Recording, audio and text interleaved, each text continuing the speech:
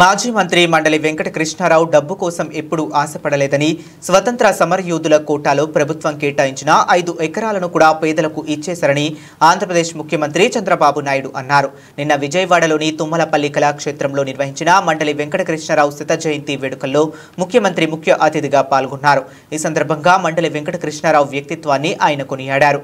నేను ఈ కార్యక్రమానికి రావడానికి ఒక ముఖ్యమైన కారణం ఉంది.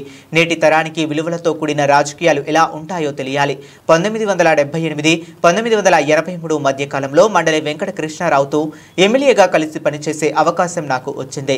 విలువలతో కూడిన రాజకీయాలు, స్నేహభావంతో పనిచేసిన నాయకత్వాన్ని ఒకప్పుడు చూశాం. ఇప్పుడు పూర్తిగా విలువలు పడిపోయాయి.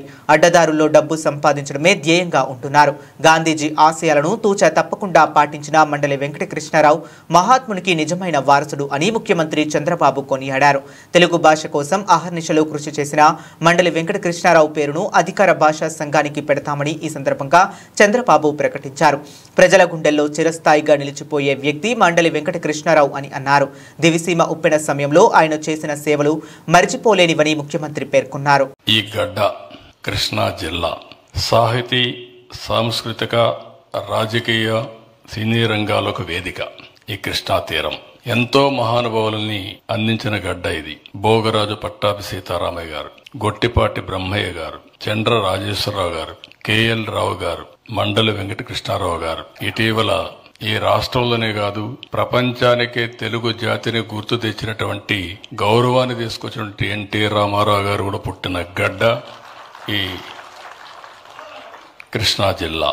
ఇంకొక పక్కన మీరు ఒకసారి చూస్తే కృష్ణా పత్రిక వ్యవస్థాపకులు ముట్లూరు కృష్ణారావు గారు, ఆంధ్రపత్రిక కాశీనాథుని నాగేశ్వరరావు గారు, పత్రికా ప్రముఖులు నార్ల వెంకటేశ్వరరావు గారు, నిన్నటి వరకు ఈనాడు రామోజీరావు గారు, ఇలాంటి వాళ్ళందరూ కూడా ఇక్కడ పుట్టిన వ్యక్తులే. ఇంకో పక్క జ్ఞానపీఠ అవార్డు గ్రహీత విశ్వనాథ్ సత్యనారాయణ గారు ఇక్కడే పుట్టారు. బ్రిటిష్ కాలంలో ఇండియా క్రికెట్ టీం కెప్టెన్ గా సికే నాయుడు కూడా ఇక్కడ పుట్టిన వ్యక్తే.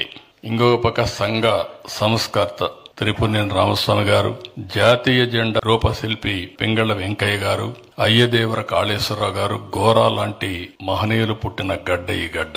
సినిమాల్లో కూడా మనం చూస్తే అటు అక్కినేని నాగేశ్వరరావు గారు గాని, ఘంటసాల గాని ఇలాంటి ఎంతో మంది పుట్టిన గడ్డ. అలాంటి వాళ్ళందరినీ తలుచుకుంటే మనకు ఒక